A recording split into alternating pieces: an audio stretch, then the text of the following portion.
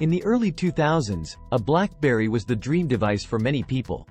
The modern cell phone with a wide keyboard that excelled in messaging dominated the market and seemed far ahead of any other model. At that time, Blackberry was already the biggest brand in the phone industry and one of the fastest-growing companies in the market. 18 years may not seem like a long time, but looking back to the mid-2000s, it feels like we lived in a parallel reality.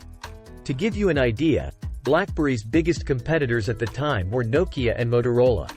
The Motorola V3 and the Nokia E70 were some of the devices that directly competed with the super machine that sent emails, BlackBerry. Nokia and Motorola dominated the market alongside BlackBerry.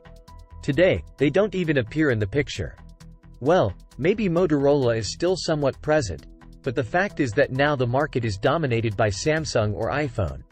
According to data from Statista, in 2011, BlackBerry's revenue reached its peak, reaching $19.9 billion.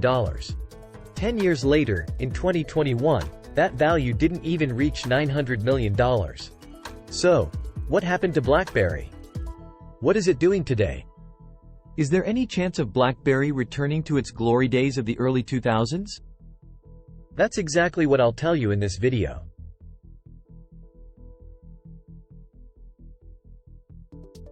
BlackBerry started when everything was still new. The company was founded in 1984. Initially, it was called RIM, which stood for Research in Motion.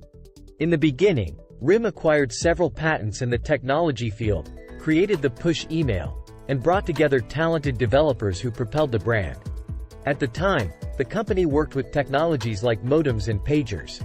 In 2000, RIM launched its first cell phone, the BlackBerry 957. It was a highly secure device with excellent encryption. It had a great messaging system and internet access. It didn't take long for it to become the favorite of the corporate market. After all, professionals could do everything they did on the computer, but now without the need to sit in front of screens all the time. It's worth mentioning here that BlackBerry was much more focused on the corporate user than the average consumer, although ordinary people started using the device in their daily lives. The brand didn't pay much attention to this type of audience. Regardless of the target audience, BlackBerry was what the iPhone is today in the market, a status symbol. Everyone wanted to have one because those who had it were seen as important. Only people with good financial standing and jobs that required constant updates had a BlackBerry. The brand was also the first to popularize the QWERTY keyboard in cell phones, which served as its selling point. BlackBerry knew what the customers wanted and used it to their advantage. They knew that people would like to be able to respond to their emails outside the office, and the wide keyboard would be convenient for that purpose.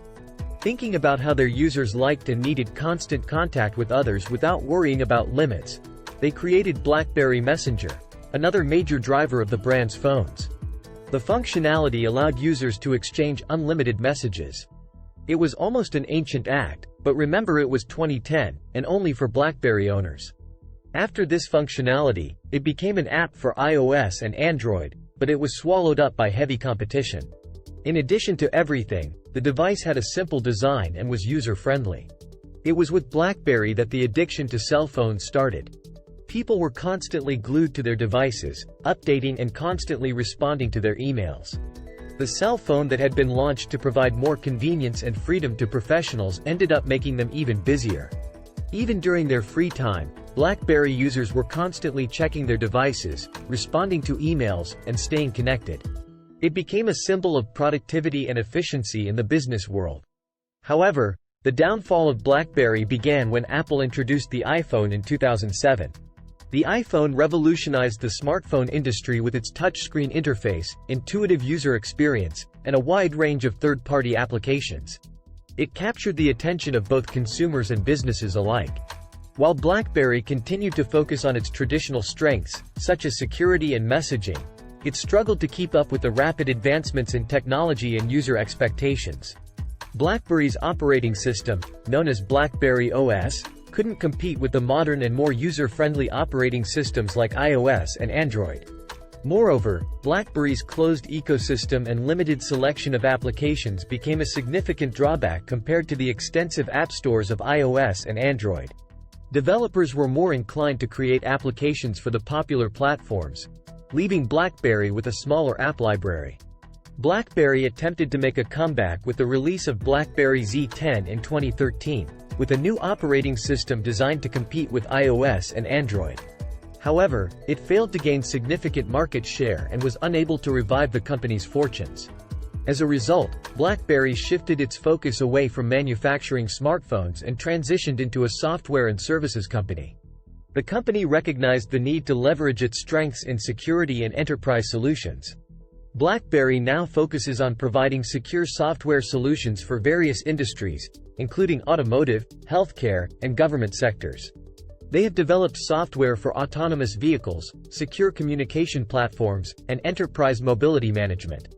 One notable development is BlackBerry's partnership with Amazon Web Services, AWS, to deliver a secure, intelligent vehicle data platform called BlackBerry Ivy.